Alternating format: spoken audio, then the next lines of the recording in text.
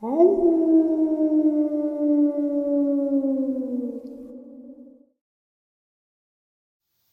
greetings and salutations, everyone. I do hope everyone is still doing well, and welcome to tonight's second half. Before we jump into it, a couple quick links. As many of you know, I rely on Patreon, PayPal, channel membership, and the merch to help the channel to continue to grow and go. Links to Patreon, PayPal, and channel membership is in the description below. Merch displayed directly under the video. Also, Dogman Frightening Encounters, Volume 1 through 3, the audiobook versions. They were written and researched by Tom Lyons, narrated and produced by me, Jeff Nadolny. Those audiobooks are available on Audible, Amazon, and iTunes, links to which are also in the description as well. And finally, last but definitely not least, if you'd really like to help support this channel to continue to grow and go, simply subscribe. It does not cost a cent. Click the like button. Takes half a second. If you don't want to miss out on any of the informative uploads that I put out daily, click that bell icon, and folks, please leave a comment. Why? Well, because all these things really do help this channel to continue to grow and go. And yes, they definitely do matter. Now, everyone, I have taken far too much of your time. Let's jump into tonight's second half. Shall we? Alright guys, so today's first part of the upload, it takes place in Idaho. Husband and wife. I did a group call. I was driving to the hospital to visit my dad, which is about an hour and 15 minutes. We kind of did like this group chat talking as I'm driving. And I knew I had the time. They didn't have a whole bunch of time, but they spent 45 minutes sharing their experience with me. And it does take place in Idaho, in Fremont County. There's a state park called Harriman State Park, and little areas in that area, horse ride outlook or overlook, and there's a reservoir out there. Back in 1992, husband and wife, they had kind of just met a few years before and got married. They really had a lot of same interests: horseback riding, nature, just being out in nature and enjoying each other's company. Now, in 92, they didn't have children yet. They were, trying to enjoy life before they had kids. They had planned to have kids. They had just bought in their first home. So they are out horseback riding. Now, the area that they were in, this Harriman State Park, horse ride overlook, is really notorious for horseback riding, obviously. And there are people who do make money renting out their horses for a couple of hours. The husband's family was well off, and he was fairly well off. So when he met his wife and realized that she loved horses but didn't have any and never owned any, he had bought her own horse and himself a horse so they could ride together. That was his marriage present to her. And I thought that was wicked, wicked sweet. I mean, great people. I had a blast talking to these people. They had been married for 35 years. So 92. They're planning a family, but they don't have kids yet. They're out horseback riding. And it's a beautiful, beautiful day. There's this little area where they were going called Henry's Fork. It's kind of by this area called Silver Lake. And they had parked in an area called Mesa Falls, and Horseback Road out that way. Now, when they had gotten up to this horseback overlook, they kind of sat down, got off the horses, and they have these kind of couplers, I guess they're called. You put it on the front two legs of the horse. It doesn't trip them up, but it doesn't let them run too fast. It's a way of keeping them in the area. Now, they're just sitting, relaxing, talking, enjoying this beautiful, beautiful day.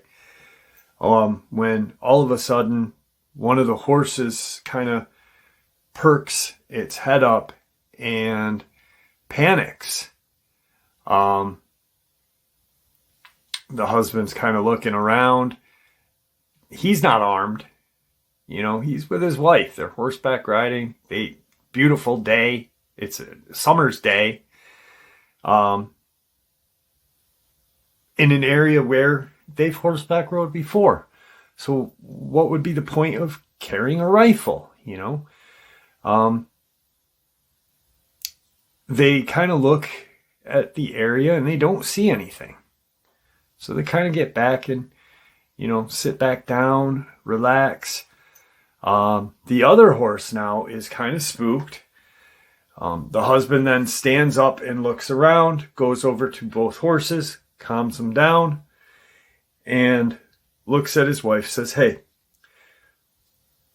maybe they smell something in this area. Maybe, last night some coyotes came through, or, whatever. Let's go up a ways and, we'll sit somewhere else and relax." And, all right. So they get these coupling things off and they start heading up past this overlook area. Now, they don't ride for fairly too long. And they get to this area called Golden Lake. Now, there's a kind of outlet that releases water from the lake into another creek. The husband didn't really remember the creek's name. After looking at the area, I believe it was Thurman Creek or Thurman Creek. And so they had gotten to this area. It's an open area. There's dirt roads at the time. No major highways, just dirt road. And they're like, this is the perfect spot. Let's have our picnic here. Now, mind you, there are woods all around them. This is not a rural area. This is wooded area. And they get settled, situated. Now, everything's going smooth. The horses are calm. They couple the horses back up. And they kind of have their little picnic, what they were going to have back probably 45 minutes prior to. And they get done with their picnic and they're like, all right, which way should we go? Do you want to go? How long more do you want to spend? Do we want to go up past this lake here, go around it, because there's a lot of woods in that area and you can go through the woods with your horses and stuff. No, let's just head back. She's getting tired and he's like, all right, that's kind of weird. They've only been out for, 3 or 4 hours. She could go ride all day. He would be the one that usually got tired. So they start to head back. Now, instead of taking the way they took, they kind of cut through this set of woods, this track of woods, and smooth, they're Day is going smooth. All of a sudden, as they're going, the horses start to really act a funny way. Not really bucking, but kind of looking around, making a lot of noise. And he can see that, her horse is acting really crazy compared to his horse. So he's like, hey, get down. Let's take a minute. We'll walk these guys out. Something's going on. I don't want you to fall and hurt yourself. Okay. So they get off the horse and they start to kind of walk through. And they see this kind of shadow through the trees. Immediately in the husband's mind, he's like, oh, shit. This may be a bear. We may be stumbled upon a grizzly or a black bear. We are in northern Idaho. Yellowstone Range isn't too far from us. They've been known to travel in this area. He's like thinking, I don't have my rifle with me. I got to figure out, maybe this is why the horses are acting crazy. He kind of not yells to his wife, but, says, hey, there's something kind of trailing us over in the woods, to our immediate north. And so she's like, okay, what do you think it is? He's like, I think it's a bear because it looked pretty big. So she's like, should we get on the horses and ride out? He's starting to think maybe we should. If we do and a bear comes out, do not fall off. The horses will start acting crazier, but hold on. I know you're a decent rider.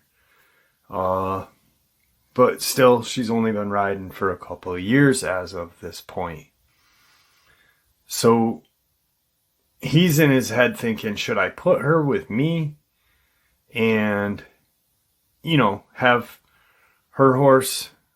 my horse lead her horse out, have her on the back of my saddle with me, trying to make sure that she's okay. And as they start to think about what they're going to do, all of a sudden they hear this kind of roar followed by this, it was just this loud roar immediately followed by a long, drawn out growl. So the roar, and then it just faded into this growl. And out walks this bipedal wolf man, which they now know is a Dogman. This thing didn't bother to even approach them quadruped. It just walks out. Now, the horses are freaking out. The husband's got both leads in his hand. Her horse is acting more crazy. Leaps up and he lets go of both. He didn't really have a choice. It was, I'm going to get dragged. I don't know. They didn't have any kind of choice of what to do. The horses were acting crazy. They've got this Dogman coming at them, and it's walking. It's not running. It's walking. And the horses take off, and they're just standing in this wooded area. Like, what the hell are we going to do?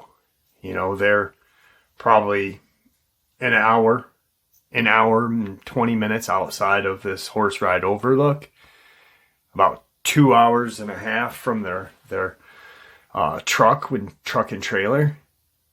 You know, they're out there, and she's gets closer to her husband. Her husband's yelling like, "Yeah, get out of here!" Thinking, you know, yell loud, be intimidating. You know what you would do with a bear. She's like thinking, should we climb a tree? And he said, I don't think that would have done much because it's got hands. Now, the Dogman's about 15, 20 feet from him. And they kind of looked at each other and pretty much thought that was the last moment they were going to see each other. That they were going to be attacked and they were going to die. And this Dogman drops down onto all fours and kind of walks right up very quickly to the woman. Growling, its hackles are up on its back. I mean, this thing's huge. He's 6'1", or was 6'1" back then. He's a funny guy. He's like, I was 6'1" back then. I'm about, 5'11" and a half with age. Nice guy. I mean, he's like in his head thinking, it's going to kill my wife. He's yelling and kind of charging at it. And it looks at him and growls. Now, at that point, they can see this monster, like, spot on. Its head comes up to, the guy's chest.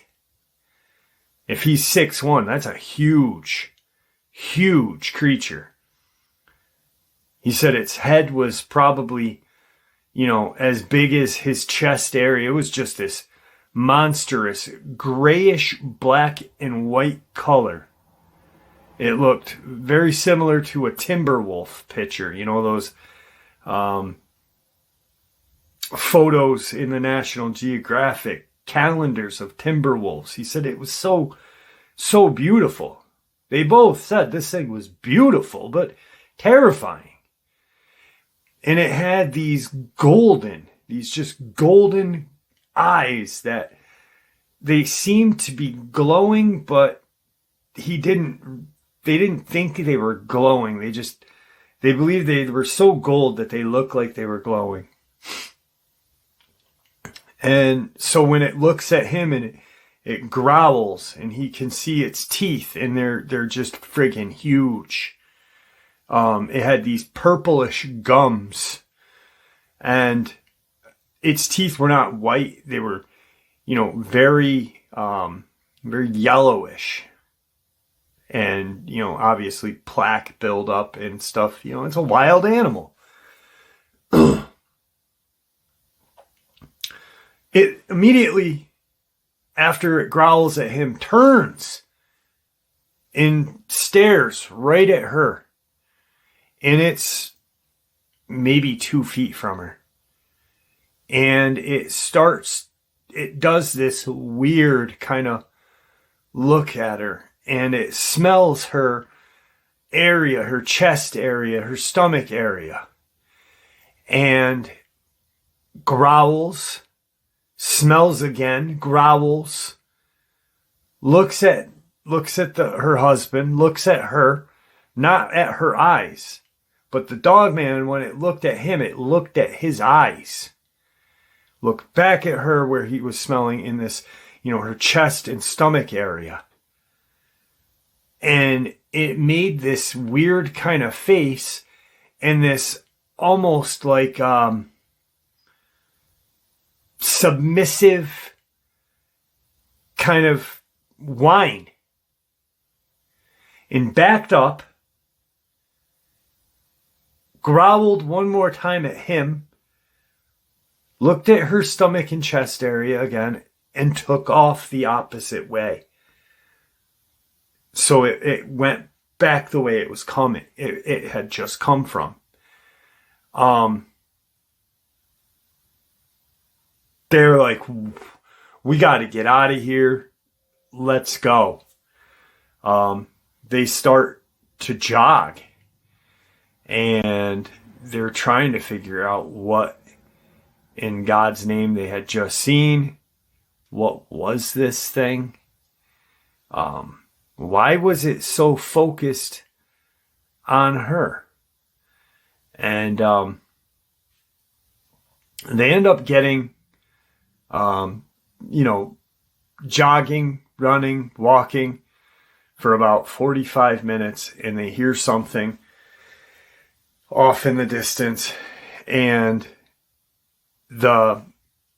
when he was holding the leads of the horses, he must have kind of tied them off. He doesn't remember tying them off. But there were their horses, and their leads were connected, and they were on one side of a tree. Each one was on, kind of like they had gotten wrapped around the tree by their leads. They looked at each other like, wow, miracle. They undid the lead, which, was easy. It was just a quick knot. They get on their horse and they leave. Of course, that night, they get home. When they get home, they, do their routine with their horses, cool them off and everything, and feed them and put them in the barn. And they go inside and they start to have, their dinner. They're really freaked out, talking like, what the hell was that thing? Like, and why was it focused on me? About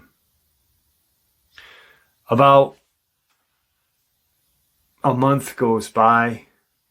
They kind of didn't want to go horseback riding for a while, after that. A month goes by, and she finds out that she's pregnant. And she finds out that she's about 4 months pregnant at that point. So when they had their experience, she was about 2 to 3 months pregnant, 2.5, 3 months pregnant. Her kids, twins, fraternal twins, are 31 now, boy and a girl. And for the longest time, they didn't really think about why, but after years of kind of wondering what in the hell this thing was, what did they do this for, why, about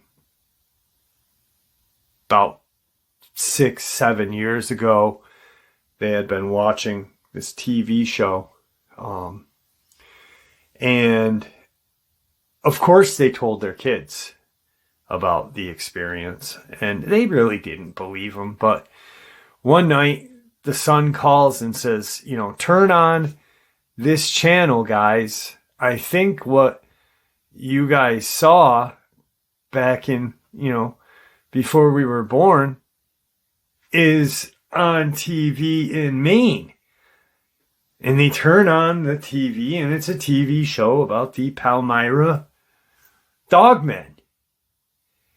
And they watch the show a little, the show's probably half over.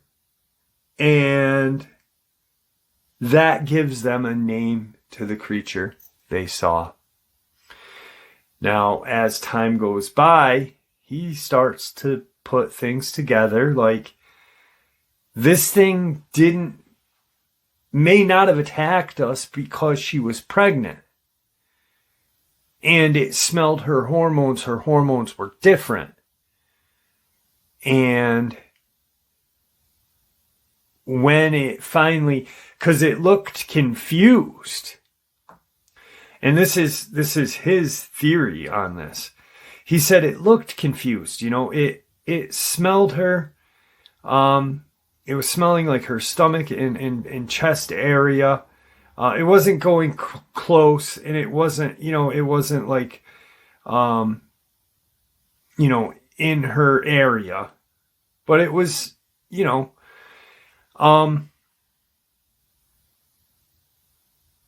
and when it kind of first did that first smell, it looked at him. But then when it smelled her stomach and her chest area and the area one more time, is when it kind of made this weird face. It stopped baring its teeth at that point. The first kind of time was when he noticed the purple gums, the teeth. And then when it did it, the last smell is when it really kind of made this like real weird kind of facial expression. And he said it's kind of hard to explain because, we're talking about a wolf, Dogman making facial expressions, but it made this odd facial expression and did that whine and stepped back and then took off.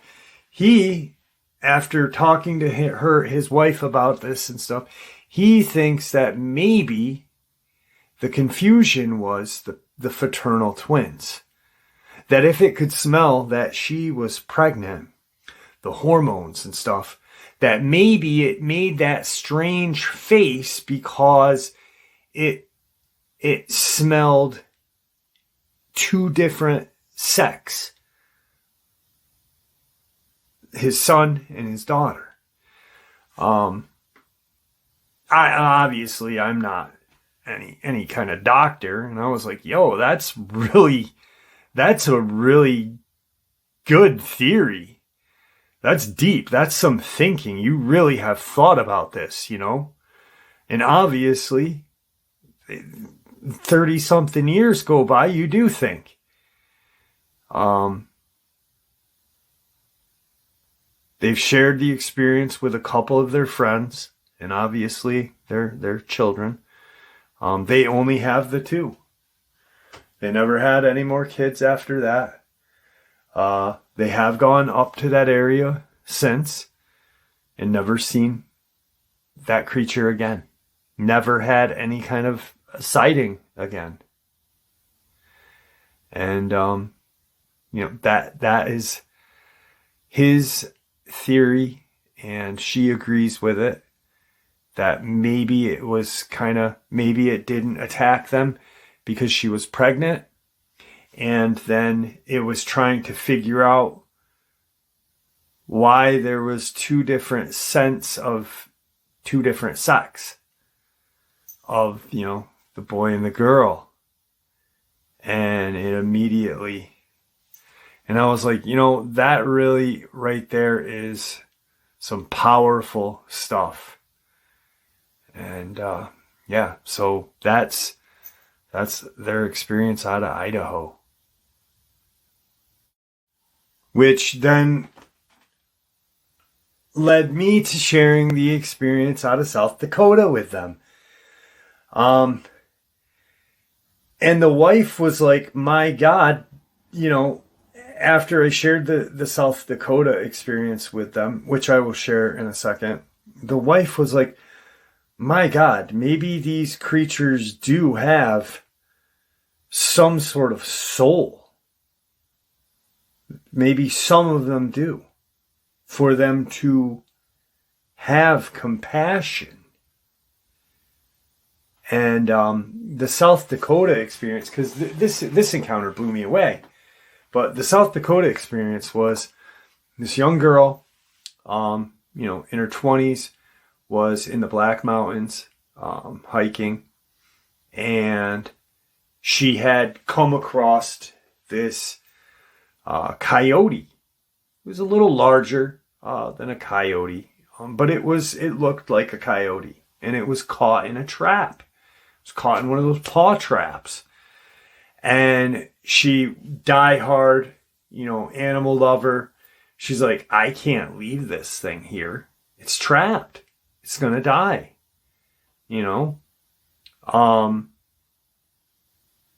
She's talking to this coyote, air quotes, and she's like, if I, open this trap, it's gonna bite me. And she is showing she's pregnant. She was, had a little belly. And she's talking, soothing, and it eventually kind of lets her open and release the trap on its paw, which was kind of weird looking. But she really didn't kind of dwell on that. She was more, that's the thing. She didn't dwell on it because she was more worried about getting bit and worried about getting its, air quotes, paw out of the trap. But it was a very strange looking paw, very similar to a raccoon paw. It then takes off running the opposite way. So some time goes by, and she's now had her kid. She's got her baby in that front-loaded backpack where you can put it in. And she's in the same area hiking. And it's an easy hike. It's not a hard hike. It's just a walk, And she gets to this section of the mountain where it's kind of a steep wall. There's no more area to go. You stop and you turn around. Or you hike up or climb up, which she couldn't do because she obviously had her child with her. Well, all of a sudden, as she's getting ready to turn around, she hears this really kind of evil sounding growl, this just terrifying sound. And she kind of looks up, and it's this just very strange looking canine-like creature coming down the hill, very violently coming at her. Now, seconds later, in her head, she's like, my child and I, oh my God, I got to protect my child. And she starts kind of backing out, and she gets ready to turn and run. And as she turns, there's 3 dogmen standing right there. Now, the 3 that were there, the only similarity they had to the one coming off of this kind of cliff area was that they had snouts, but the other one just really looked demonic. And these 3 kind of, move her aside, and the larger one goes towards this demonic one. The second largest kind of nudges her to go with the smaller one. And the 2 dogmen go and confront this demonic creature. And the smaller of the dogmen lead her out.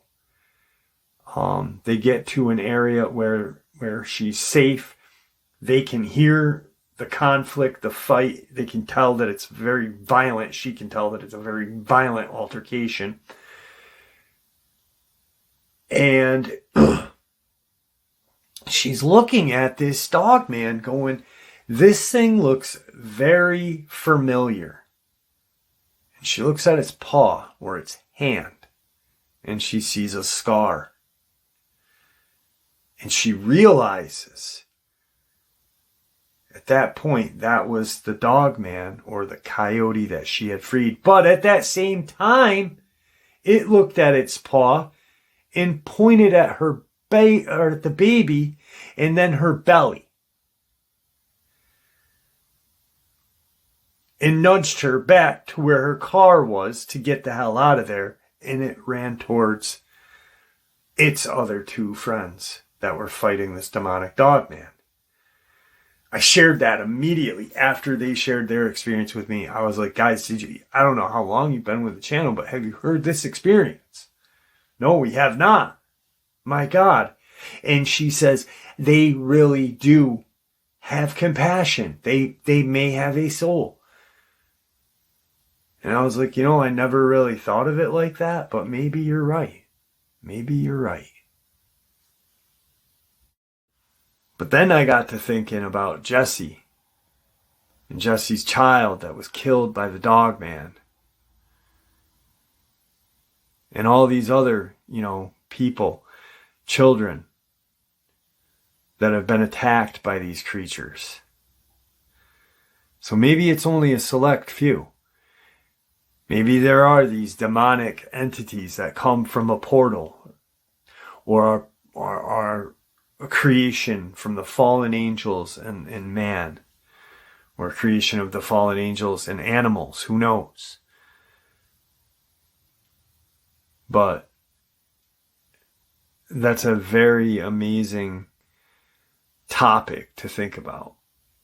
And I tell you what, after having the conversation with those two, I thought about it for a while, and I was just like, that is absolutely insane. I've never really thought about them possibly having a conscience or a soul. And then maybe some don't. Those demonic ones, that was like the one coming off that cliff. But maybe there are the ones that do have the soul that went to go and fight that one that was coming off the cliff. Who knows? Who knows? Anyway, a lot of weird...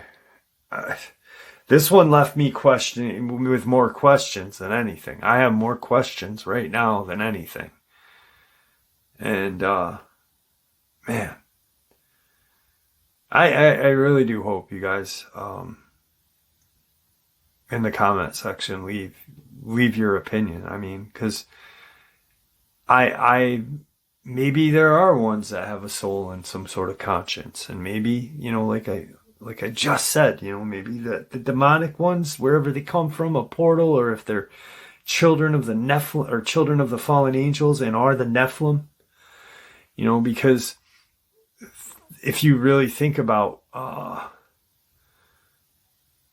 St. Christopher from Canaan, supposedly he had a canine-like face and was 8 feet tall.